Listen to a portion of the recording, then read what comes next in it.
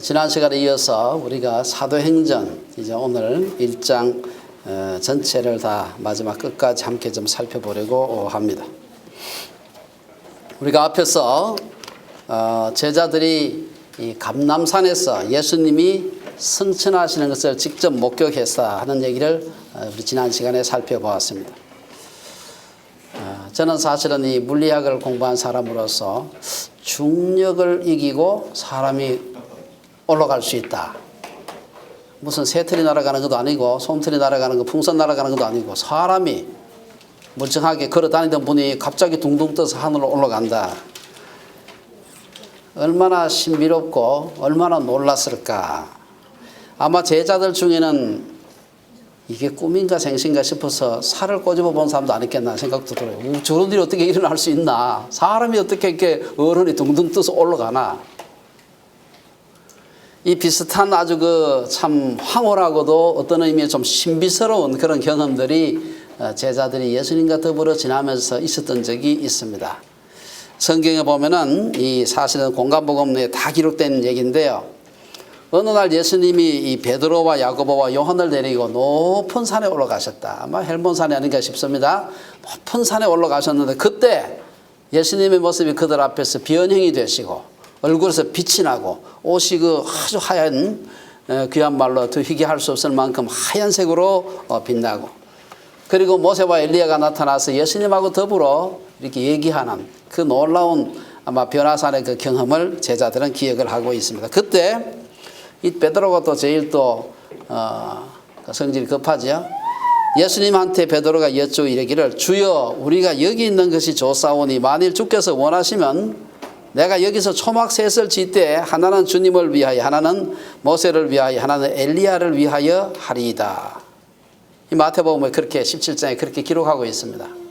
그런데 재미있게도 사도행전을 기록했던 누가복음에도 그 얘기가 기록되어 있는데 누가복음도 거의 비슷한 얘기를 하고는 거의 끝에 가서 누가복음 9장 33절에 그 얘기가 나오는데 그리고는 끝에 가서 사적으로 관로를 딱 쳐놔놓고는 베드로를 놓고서 베드로가 그 말을 하는데 자기가 하는 말을 자기도 알지 못하더라. 너무나 놀라가지고 너무나 신비롭고 해가지고 주님 여기 우리 집 짓고 삽시다 이렇게 얘기하는데 자기가 지금 그 말하고 있는 걸 지금 모르고 있는 것입니다. 자기가 그냥 무의식 중에 나온 겁니다. 너무 좋으니까. 그래서 이제 그 비슷한 경험을 이제 제자들이 지금 막 한 것이에요. 감람산에서 예수님이 승천하신 둥둥 떠올라 가시는 걸 지금 본 것입니다. 하지만 제자들은 감람산에 주저앉아서 하늘만 쳐다보고 있지 않았습니다. 예수님의 비극적인 죽음과 승천 광경을 지켜보는 제자들은 너무 놀랐지만 오래 지나지 않아서 예수님께서 우리에게 부탁하신 일을 해야 되겠구나. 이대로 그냥 그것만 멍하니 쳐다보고 앉아서는 안 되겠구나. 그리고 이제 성령 강림과 영적 부흥을 위해서 자신들이 도대체 무엇을 해야 될까 하면서 그 다음 액션을 취하는 것을 볼 수가 있습니다. 우리가 오늘 한 3가지 정도를 살펴보려고 하는데 사실 제가 오늘 제목을 부흥의 기초가 아니고 부흥의 3가지 기초 그렇게 하고 싶었습니다. 아마 한쪽에 그렇게 써놨을 겁니다. 한 3가지. 오늘 본문에서 예루살렘의 성령께서 예루살렘 교회 성령께서 임하시고 예루살렘 교회가 우리 초대교회에 그야말로 기초를 놓는 놀라운 부흥의 역사를 경험하게 되는데 이 경험하게 되는 그 부흥의 역사의 기초가 뭐가 있는가 한 3가지가 있는 것을 오늘 본문이 얘기하고 있습니다. 첫째 기초는 모여서 기도하는 것이었습니다. 아마 예수님이 그냥 성천에서 그냥 올라가셨으니 망정이지 아마 한 중간쯤 올라가시다가 내려왔다든지 이렇게 있었으면 베드로가 이전에 했던 것처럼 여기 집 짓고 삽시다 그러지 않았을까 싶습니다. 여기 보면은 예수님은 성천했고요. 제자들은 더 이상 감람산에 있지 않고 예루살렘으로 돌아왔다. 이 12절에 보면은 제자들이 감람원이라 하는 산으로부터 예루살렘에 돌아오니 이 감람산에서 예루살렘까지는 한 2km 채 안 되는데 안식일 날 가도 안식일을 범했다고 비난받지 않는 그 거리다 이렇게 되어 있습니다. 여기서 보면 감람원 우리 개역 한글이나 개역 개정에 그렇게 번역되어 있고 현대인의 성경에 감람산 이렇게 번역되어 있습니다. 예루살렘 이 감람산은 예루살렘 그 시가지 동편에 기드론 시내 건너편에 해발 한 826m 정도 된다 그래. 감람산 높이가. 그래서 이렇게 높은 산을 가다가 감람원 원자 언덕 원자거든요. 그게 언덕이라고 부를 수 있는가 생각해서 가만히 생각해 보니까 제가 예루살렘의 해발이 얼마나 될까 찾아보니까 예루살렘 해발이 한 750m 정도 돼요. 754m 제가 찾아보니까 예루살렘 이 고도가 굉장히 높기 때문에 거기서 820m 하면 한 7, 80m밖에 안 되는 겁니다. 그래서 어떤 사람은 그것을 언덕이라고 부르고 어떤 사람은 그것을 산이라고 부르는 것입니다. 어느 쪽을 불러도 관계가 없는데 우리 개역 성경에서는 그것을 감람원이다 그렇게 얘기를 하고 있습니다. 이 감람산은 우리 지질학적으로 말해가지고 이 뭡니까 대서양 쪽에서 지중해 쪽에서 밀려온 지각판이 올라가가지고 된 해양판입니다. 그래서 토질이 퍼석퍼석하고 안반이 아니에요. 그래서 집을 짓기가 힘든데 대신에 굴 파가지고 당시 사람들이 묘를 쓸 때 굴을 팠다 그랬죠. 굴 파가지고 시신을 장례하기가 좋아가지고 지난 한 2000년 이상 동안 이 감람산은 공동묘지로 많은 사람의 무덤이 있는 곳으로 사용했다고 합니다.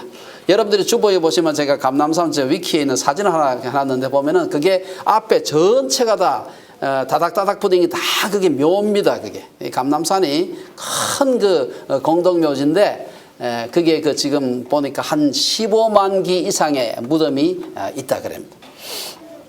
어쨌든 간에 거기가 건물을 짓기는 적당하지 않고 대신에 적절하게 동굴을 파서 무덤을 만드는 데는 아주 좋은 곳이라고 합니다. 어쨌든 이러한 초자연적인 사건을 감람산에서 경험을 하고 이제 그들이 예루살렘으로 돌아오는데 우리가 이걸 영적으로 해석을 좀 한다면은 그런 초자연적인 경험을 했던 감람산을 그러니까 그것을 교회라고 생각을 하고 다시 그들이 돌아와서 기도하러 돌아왔던 예루살렘의 그 다락방은 아마 우리가 살아가는 인간의 모든 죄성이 나타나는 세상이라고 한번 생각해 볼 수가 있을 것입니다. 오늘날 우리 교회는 세상으로부터 어쩌면 좀 너무 멀리 떨어져 있지 않는가. 거룩해서 분리되어 있는 것이 아니라 우리들끼리 모여가지고 있는 게 아닌가 그런 생각을 해봤습니다. 교회와 세상의 거리는 너무 멀어서는 안 되는 것입니다. 세상은 교회로부터 안식일에 가기에 알맞은 정도의 거리가 되어야 한다. 13절에서 15절에 보면 감람산에서 돌아온 제자들이 지금까지 머물던 원래 거기 있다가 나간 겁니다. 지금까지 머물던 다락방으로 올라갔다. 그리고 그 다락방에는 모인 사람이 한 120명 정도 됐는데 11사도, 여자들, 예수님의 가족 이렇게 해가지고 한 120여 명 정도가 모여가지고 기도회를 했습니다. 그들은 불과 얼마 전에 감람산에서 예수님이 성천하시는 엄청난 광경을 목도하고 예루살렘으로 돌아왔습니다. 너무나 충격적인 사건을 눈으로 보고 난 뒤에 오게 되면 사람들을 보면은 입이 건지러워서 말을 안 할 수가 없는 것입니다. 다시 말해서 나가서 예수님이 부활하셨다 하는 얘기를 막 하고 싶어가지고 오금이 쑤시는데 쫓아나가서 소리치지 않고 그들이 모여서 기도를 했다. 열심히 기도했다. 13절에서 말하는 다락방이 어디였을까? 다락방이 어딘지는 정확하게 잘 모릅니다. 예루살렘에 다락방이 있는 집이 꽤 많긴 많았습니다만은 120명이나 모여서 앉아 있을 수 있는 큰 다락방을 가졌다. 이것은 상당한 부잣집인 것을 의미하는데 그 당시에 초대교회 예수 믿는 사람들 중에서 이 정도 다락방 2층 집을 가질 수 있었던 사람들은 아마 마가 요한의 어머니 마리아의 집이 아니었겠나 그렇게 사람들이 생각을 해보고 있습니다. 사도행전 12장 22절에 보면은 사도행전 12장에도 보면 깨닫고 마가라 하는 요한의 어머니 마리아의 집에 가니 여러 사람이 거기서 모여 기도하고 있더라. 베드로가 옥에 갇혔다가 기적적인 방법으로 탈출하게 되죠. 탈출해가지고 정신없는 중에 성령의 인도, 천사 인도를 받아가지고 마가의 그 집, 마가 요한의 집까지 갔어요. 거기서 이제 계집종이 문도 안 열어주고 막 난리치던 걸 여러분 기억을 하실 겁니다. 바로 그 집이 아니었겠나 그렇게 생각해 볼 수 있습니다. 어쨌든 13절은 예수님의 제자들을 포함해서 다락방에 모였던 사람들의 이름을 쭉 열거하고 있는데요. 여기 보면 복음서에도 제자들 명단이 공간 복음서에 다 나오고 있습니다. 거기 보면은 오늘 본문에서 열거한 그 제자들의 명단하고는 약간 다릅니다. 약간 다른데요. 마태복음 10장에도 나오고 마가복음 3장, 누가복음 6장 그리고 우리 오늘 읽었던 이 사도행전 1장에 나오는 이 네 군데 쭉 나오고 있는데요. 여기 보면은 복음서에는 12제자들의 이름이 다 있습니다만은 오늘 본문에는 한 사람 빠졌습니다. 가룟 유다가 빠진 걸 볼 수가 있습니다. 복음서에 있는 제자들의 12명의 명단 이것은 아마 제자훈련학교의 입학생이라고 한다면 사도행전 1장에 적힌 그 11사도의 이름은 제자훈련학교 졸업생 명단이다. 그렇게 보시면 될 것 같아요. 둘째, 복음서에서 열거된 그 제자들의 순서가 본문에서 순서하고 약간 다릅니다. 거의 비슷합니다만은 마태복음과 마가복음은 저자가 다르죠. 그러나 누가복음은 사도행전하고 저자가 같은 사람인데 의도적으로 제자들의 순서를 바꾸었어요. 저 뒤쪽에 가서 바뀐 건 큰 문제가 안 되는데 아주 중요한 첫째, 둘째, 셋째 여기서 순서가 바뀌는 걸 볼 수가 있습니다. 여기 보면은 야고보가 누가복음에서는 야고보가 베드로, 야고보 이렇게 나가는데 사도행전에서는 베드로 다음에 요한이 나와요. 여러분들 사도행전 읽어보시면 사도행전 앞쪽에서 이 사도행전 12장에서 야고보가 헤롯한테 순교를 당합니다. 그래서 사실은 예루살렘 교회 초대 교회의 부흥을 주도했던 사람은 베드로하고 요한입니다.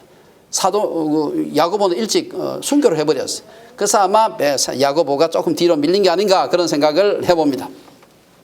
오늘 흥미롭게도 제자들의 명단에 이어서 누가는 14절에서 예수의 어머니 마리아와 예수의 아우들 이런 표현을 쓰고 있습니다. 아마 예수의 아우들 하면 그 아우 중에 야고보라고 하는 말고 조금 전에 말씀드린 사람 말고 야고보가 있습니다. 그 야고보가 예수님의 동생 야고보가 초대교회 아주 중요한 교회 예루살렘 교회의 리더로 등장하는 것을 암시하는 것이 아닌가 생각되고요. 여기에 보면 예수님의 육신의 아버지가 요셉인데 요셉은 이름이 등장하지 않습니다. 이걸 보면은 요셉은 아마 훨씬 전에 세상을 떠난 것으로 생각이 됩니다. 예수님의 어머니 마리아와 더불어서 그 아우들에 대한 언급이 있는 것으로 미루어서 마리아가 예수님을 낳고 난 뒤에도 요셉과 정상적인 부부 생활을 했고 자녀들을 생산한 것이 분명합니다. 비슷한 얘기가 예수님의 가족들이 예수님을 만나려고 찾아왔을 때 이 복음서에도 그 얘기가 나오는데 마태복음 12장에 보면은 예수님이 한창 공생의 여러 가지 사역으로 바쁜데 가족들이 찾아왔어요. 그래서 제자들이 선생님 가족들이 찾아왔습니다 하니까 누가 내 가족이냐, 내 뜻대로 하나님 뜻대로 행하는 자가 내 가족이요 내 형제다 그런 얘기가 나오고 있습니다. 마태복음의 말씀과 더불어서 오늘 그 사도행전 1장 13절의 말씀은 마리아가 한평생 동정녀로 살았다는 가톨릭의 주장이 맞지 않다는 것을 보여줍니다.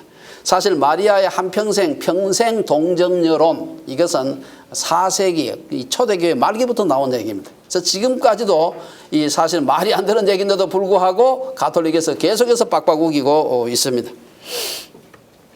최근에 그 제2차 바티칸 공의에서도 그렇게 또 다시 한번 전통을 주장을 했습니다. 이외에도 가톨릭에서는 마리아는 원죄가 없다, 마리아는 죽지 않고 성천했다, 이런 황당한 얘기를 계속해서 하고 있습니다.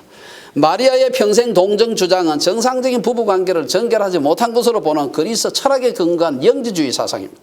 성경은 명백히 부부의 하나됨은 하나님의 창조 질서 속에서 아름다운 것이다 라고 얘기를 하고 있습니다. 창세기 1장 28절에서 하나님이 인간을 포함한 모든 생명 세계를 향해서 생육하고 번성하여 땅에 충만하라. 하나님께서 축복하신 제도입니다. 그리고 2장에서 말하는 결혼 제도의 제정이나 축복은 모두가 인간이 타락하기 전에 주어진 그러한 창조주의 축복이었습니다. 그래서 부부 생활을 하지 않은 동정녀는 거룩하고 부부 생활을 하는 사람은 거룩하지 않다. 이 자체는 이방 사상입니다. 성경에 있는 사상이 아니다. 이 창조 질서를 정면으로 부정하는 것입니다. 결혼한 사람보다 결혼하지 않은 신부나 수녀가 더 거룩하다고 생각하는 것도 이방 사상입니다. 내가 예수님 위해서 결혼하지 않겠다. 이 거룩한 일이에요 사실. 그러나 그게 더 거룩하기 때문에 난 하지 않겠다. 그건 이방 사상입니다. 결국 감람산에서 돌아와서 예루살렘 다락방에 모인 사람들의 숫자는 120명에 이르렀습니다. 정확한 120명은 아니고 아마 120명 플러스 마이너스 몇 명이 됐을 겁니다. 이들은 예수님께서 성천하시기 전에 1장 4절에서 예루살렘을 떠나지 말고 내게서 들은 바 아버지께서 약속하신 것을 기다리라. 그 말씀하신 대로 하나님이 약속하신 성령을 기다리며 기도하고 있었습니다. 14절 15절에 보면 무리들이 오순절 성령 강림을 준비하면서 마음을 같이하여 오로지 기도에 힘쓰더라. 우리가 예루살렘 기도회, 기도회로 갑시다. 한 120명 모여가지고 기도회를 하는데 이 기도회에 한 3가지 특징을 볼 수가 있습니다. 이것은 오늘 우리도 기도할 때 이 모델을 잘 생각하는 것이 필요하다는 것을 보여줍니다. 첫째는 단체 기도회였습니다. 우리가 혼자 기도하는 거 나쁘지 않고 중요하고 좋죠. 이때 근데 초대교회 예루살렘 다락방에서 기도회는 120명이 모여 사는 함께 기도하는 그런 기도회였습니다. 오늘날 우리 한국 교회에서는 서양에서 들어온 주로 이제 미국에서 들어왔습니다만은 큐티나 개인 묵상 등이 많이 유행하고 있습니다만은 물론 그것도 나쁘진 않습니다만은 우리가 함께 기도하는 이 단체 기도의 전통은 우리 한국 교회의 아주 아름다운 전통이라고 할 수 있습니다. 여러분 특별히 그중에 통성 기도는 어디에도 없는 그런 기도입니다. 그래서 이걸 갖다 코리안 스타일 기도라는 거 그렇게 부르는 거 아세요? 아무도 그렇게 하지 않고 우리끼리만 하는 겁니다. 한국만 하는 코리안 스타일입니다. 이런 단체 기도회를 통해서 성령께서 강하게 역사하시고 교회의 부흥이 일어난 것을 볼 수가 있습니다. 두 번째는 합심해서 기도했다. 오늘 14절 본문에 보면은 모인 무리들이 마음을 같이 해서 기도했다. 사람들이 합심해서 기도할 때 예수님께서도 두세 사람이 내 이름으로 모인 게 이게 뭡니까? 두세 사람이 마음을 합쳤다는 얘기죠. 그때 하나님께서 응답하신다. 예수님도 그렇게 말씀하셨습니다. 마태복음 18장에서도 진실로 다시 너희에게 이르노니 너희 중에 두 사람이 땅에서 합심하여 무엇이든지 구하면 하늘에 계신 내 아버지께서 그들을 위하여 이루게 하시리라. 세 번째는 전심으로 하는 기도였다. 전심 기도했습니다. 오늘 본문에 보면 오로지 힘썼다. 오로지 힘썼다. 이 말은 원래 그 원어 자체가요. 계속해서 마음을 다해서 꾸준히 계속해서 기도하는 것을 의미합니다. 모인 모든 사람들이 다른 일들로 인해서 마음이 나누어지지 않고 오직 기도에만 전념했음을 보여주는 것입니다. 이러한 예루살렘 다락방 기도회의 모습은 오늘 우리 기도 생활의 모범이 되는 것입니다. 저는 좀 더 우리 토요 기도에 좀 더 많이 나와서 함께 좀 기도했으면 좋겠다는 생각이 있습니다. 정말 함께 힘을 다해서 기도하는 것이 중요합니다. 두 번째로 부흥의 첫 번째 기초는 기도하는 기초입니다. 두 번째는 말씀이라는 기초입니다. 우리가 그 15절에서 쭉 보게 되면 20절까지 중요한 얘기가 나오는데요. 감람산에서 제자들이 돌아와서 성천을 목격하고 다락방에 올라가서 이 사람들이 하나님의 말씀을 읽고 묵상에 전념했습니다. 기도하면서. 그들은 지난 몇 주 동안 예수님께서 40일 동안 계시다가 승천하셨기 때문에 그 한 40일 전에 한 7주 한 8주 정도 전에 그 예루살렘에서 있었던 예수님이 십자가에 처형되는 그 처참하고도 무서웠던 그 사건들을 생생하게 기억하고 있었습니다. 그리고 바로 어제 그저께 일어났던 기가 막힌 그 성천의 사건도 기억을 하고 있었습니다. 제자들은 의로우신 예수님의 그 처참한 죽음을 지켜보면서 그들 마음속에는 굉장한 두려움과 더불어서 이 사건이 일어나게 했던 잘 아는 가룟 유다에 대한 분노가 아주 그 마음속에 많았습니다. 이때 그들은 하나님의 말씀을 깊이 묵상하면서 베드로는 유다의 배신까지도 하나님의 주권 속에 있음을 알게 됩니다.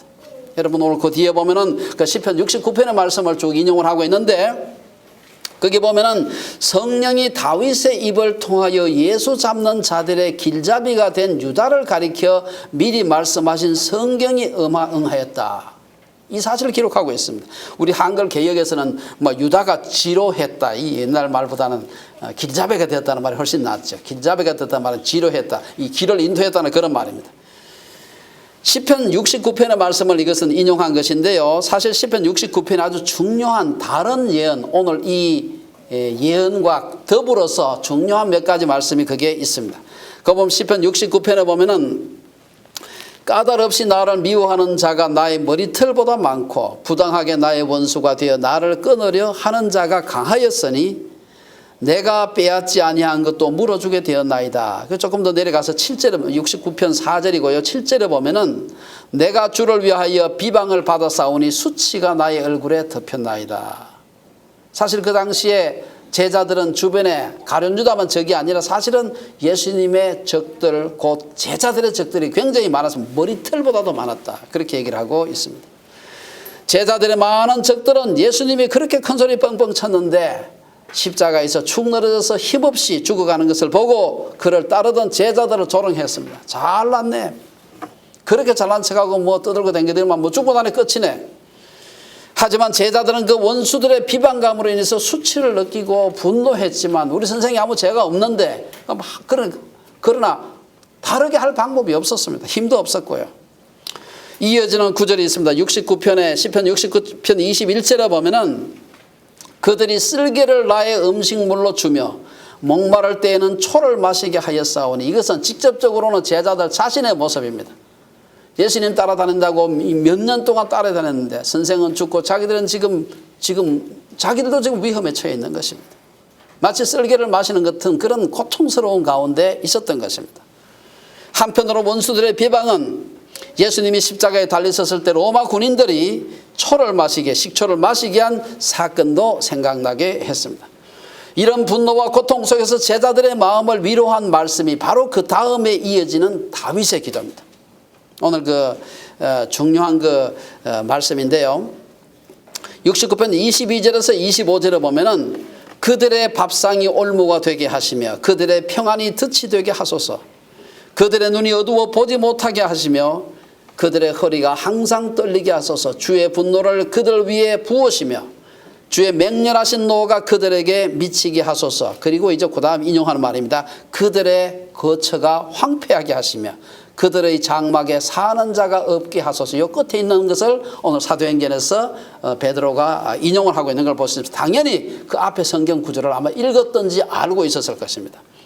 이 69편 25절에서 그들의 거처가 황폐하게 하시며 그들의 장막에 사는 자가 없게 하소서.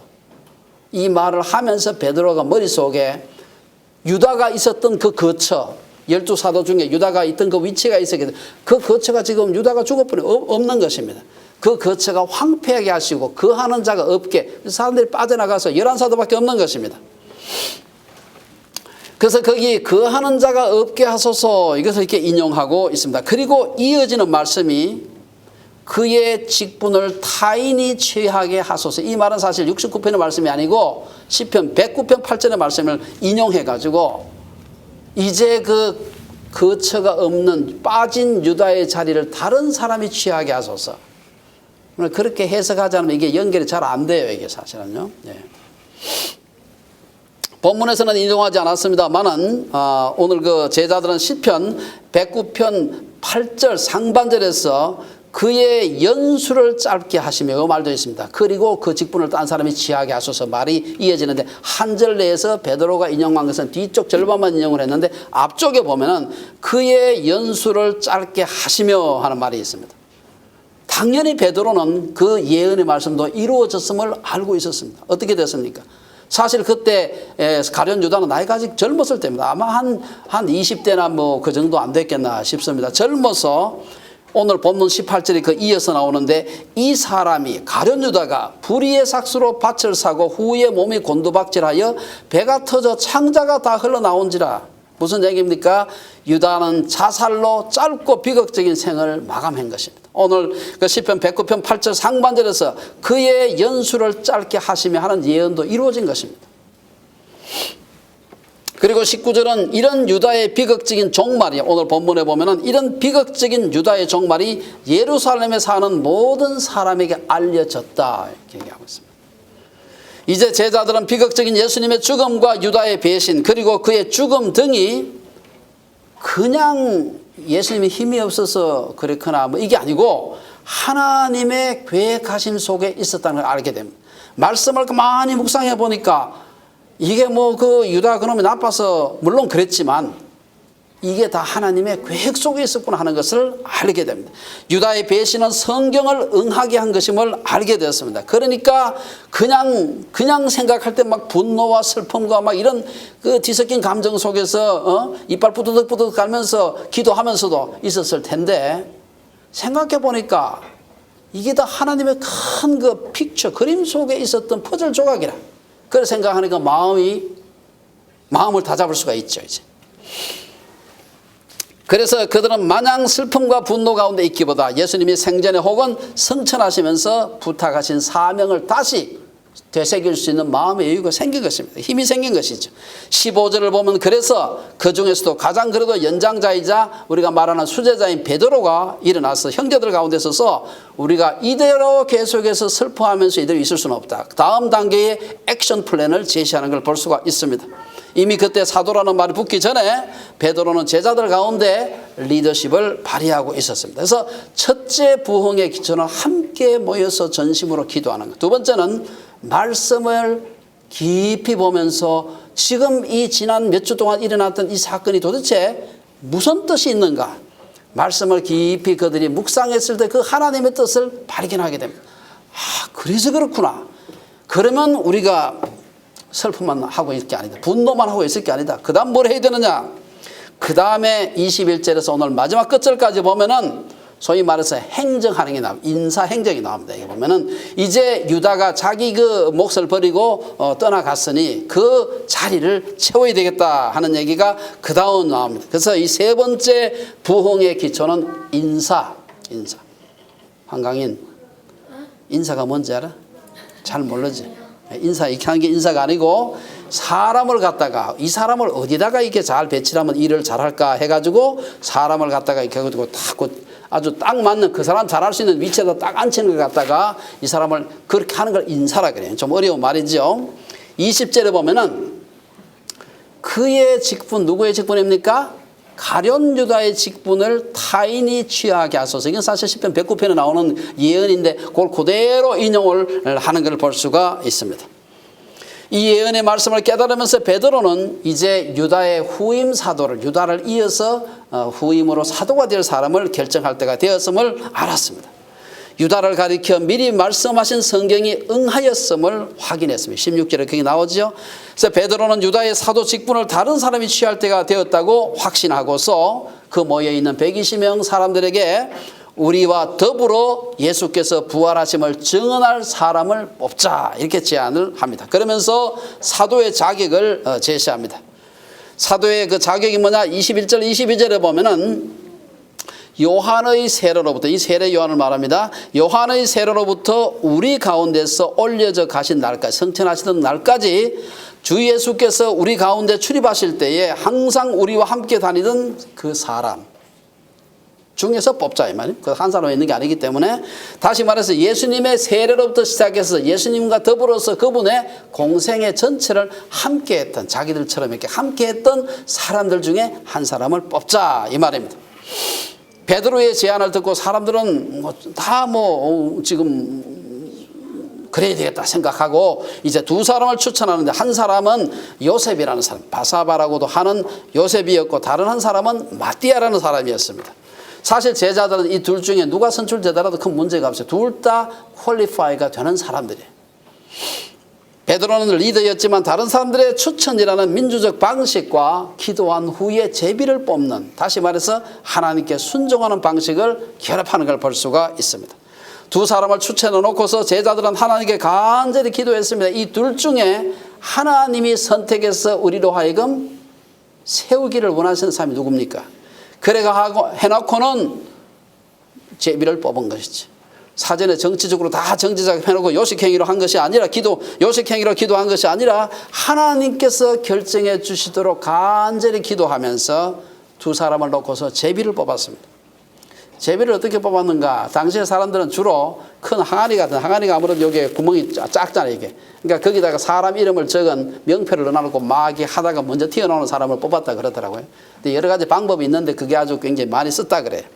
그래 보면은 이 제비가 누구에게 떨어졌다, 이게 막 흔들다 보면 먼저 튀어나오는 사람이 이름이 있겠죠. 거의 툭 튀어나와 뚝 떨어진 겁니다. 이게 누구냐? 보면 이게 마띠아. 그렇게 해서 제비를 뽑는 것입니다. 요즘 말하면 제비 뽑기는 요즘 말로 하면은 추첨이라고 할 수 있어요. 추첨 뭐 하는지 알죠, 여러분들? 예, 추첨하는 거다. 이것은 하나님의 주권을 인정하면서 하나님의 인도하심을 받는 아주 좋은 제도입니다. 잠언에 보면은 제비 무슨 날아다니는 제비 아닙니다. 이거는 제비는 사람이 뽑으나 모든 일을 작정하기에는 여호와께 있느니라. 또 잠언 18장에 보면 제비 뽑는 것은 다툼을 거치게 하여 강한 자 사이에 해결하게 하시느니라. 그래서 구약에 보면은 제비 뽑는 얘기가 자주 나옵니다. 뭐 땅을 나눌 때도 제비 뽑고, 범인 찾아낼 때도 제비 뽑고, 속죄제 지낼 때 어느 염소 택해서 속죄물로 드릴까 할 때도 제비를 뽑고, 뭐 여러 가지 그 제비를 뽑는 일들이 나오는데, 신약에서는 오늘 여기에 보면은 마띠아를 뽑을 때, 유다의 후임 사도를 뽑을 때 제비를 뽑는 게 나오고 있습니다.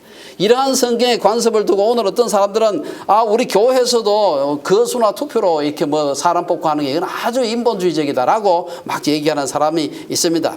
근데 사실은 제비 뽑기는 제비 뽑는 방법 자체가 그게 그렇게 대단한 의미가 있는 것이 아닙니다. 제비 뽑기 제도의 핵심은 방법이 아니라 그 방법을 통해서 역사하시는 하나님에 대한 신뢰와 순종입니다. 제비를 뽑아서 어떤 결과가 나오든지 하나님이 주신 것으로 알고 절대 순종하겠다고 하는 마음이 없으면은 제비 뽑고 난 뒤에도 계속해서 문제가 생깁니다. 제비 뽑기를 앞두고 초대교회 지도자들이 많이 기도한 것도 그 때문이라고 할 수가 있습니다. 초대교회가 폭발적인 부흥을 한 배경에는 성도들이 하나님을 신뢰하면서 적임자를 지도자로 뽑았기 때문입니다. 추천과 제비 뽑기는 방법론에 불과한 것입니다. 우리 한국의 총회장 뽑는데 얼마나 여러 가지 많은 문제가 생깁니까? 그래서 몇몇 교단에서 하도 골치가 아프니까 우리도 제비 뽑기 하자. 그러면 제비 뽑기 하니까 잘 됩니까? 안 되죠. 온갖 문제가 또 생기는 것입니다. 그러면 추천도 안 하고 아무나 뽑으니까 무자격자가 될 수도 있지 않느냐. 여러 가지 문제가 생기는 것입니다. 교회 지도자들의 명예욕이 너무 크기 때문에 어떤 장치를 하더라도 어렵습니다. 어떤 사람은 앞으로 그러면 총회장이라고 그러지 말고 총회 머슴이라고 하자고. 우리 장신대 어느 교수님이 그렇게 제 주장도 했어요. 총회 머슴 하면 그러면은 괜찮아집니까? 안 되죠. 그 머슴이 얼마나 높아지는 되겠습니까? 금권 선거를 자행하는 사람은 노회나 총회에서 피선거권 다시는 노회장이나 총회장 못 나오도록 하자 해도 안 돼요. 이게. 지도자들의 명예욕이 사라지지 않는 한 무슨 방법을 동원해도 항상 문제가 있는 것입니다. 근본적으로 교회 지도자가 되는 것이 고난과 죽음의 길이 아니라 부귀와 영화를 누리는 길인 한은 언제라도 어떤 방법을 쓰더라도 불법과 탈법의 여지가 있는 것입니다. 그런 의미에서 고난이라고 하는 것은 그리스도의 신부를 단장하는 가장 훌륭한 아니면 어쩌면 유일한 화장품일 수 있습니다. 지도자가 되는 것이 고난과 죽음의 길이라고 한다면 제비뽑기만이 교회 지도자를 선정하는 유일한 방법이라고 할 수는 없습니다. 우리 사도행전에 보면은 뒤에 보면은 바울과 그의 동역자들은 각 교회에서 장로들을 택하여 세웠다는 말이 있습니다. 14장 23절에 보면은 각 교회에서 장로들을 택하여 금식 기도하며 그들이 믿는 주께 그들을 위탁하고, 여기 보면 여기서 택하다 이런 말인데 이 말 자체가 원래 그 뜻이 거수로 투표하다는 그런 뜻입니다. 그래서 제비를 뽑느냐 거수로 투표하느냐 아니면 무기명 투표, 이게 중요한 게 아니에요. 하나님 앞에 우리가 순종하겠다고 하는 그 마음이 중요한 것입니다. 오늘 우리 교회에서도 많이 사용하는 투표도 후보자에 대한 자질이 잘 검증되고 한다면은 하나님께 대한 우리가 순종하겠다고 한다는, 누가 되더라도 이 자격 있는 사람들 놓고서 선택되었을 때 내가 안 되더라도 내가 기쁘게 하나님 세우신 걸로 알고 순복하겠다. 그 자세가 있으면은 어떤 방법을 하더라도 문제가 되지 않는 것입니다. 이들이 한 세 가지 정도를 생각해 보았습니다. 첫째는 부흥의 기초, 초대교회가 왜 그렇게 부흥을 했을까? 폭발적으로. 그렇게 움츠러 들어가지고 다락방에 들어가서 자기들이 골방에서 기도회나 하고 있던 그 사람들이 어떻게 그 기가 막힌 초대교회 예루살렘 교회의 부흥을 일으켰는가? 열심히 기도하고요.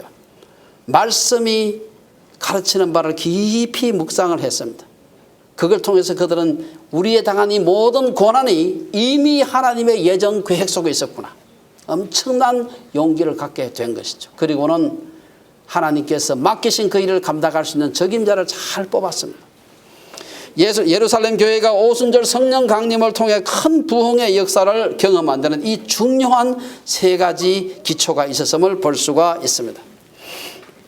모두가 함께 모여서 한 마음으로 기도했고 하나님의 뜻과 계획이 무엇인지를 알기 위해서 사람들은 말씀을 깊이 연구했습니다. 그리고 마지막으로 교회의 지도자를 선출하는 소위 인사를 바르게 한 것을 볼 수가 있습니다. 아니 사람들이 교회가 부흥하려면 열심히 기도하고 말씀 봐야 된다. 이제 그것만 거룩한 줄 알지만 사실은요, 하나님께 순종하는 행정과 인사, 이것이 얼마나 중요한지 간구하기가 쉽습니다. 인사가 만사라는 것은 세상에서의 상식만이 아니라 하나님의 교회 부흥에 있어서도 매우 중요한 것입니다. 그래서 기도와 말씀, 바른 행정과 인사로 우리 부흥의 기초를 놓아가는 우리 주빌리 채플에 온 성도님 되시기를 주의 이름으로 축원합니다. 기도하겠습니다.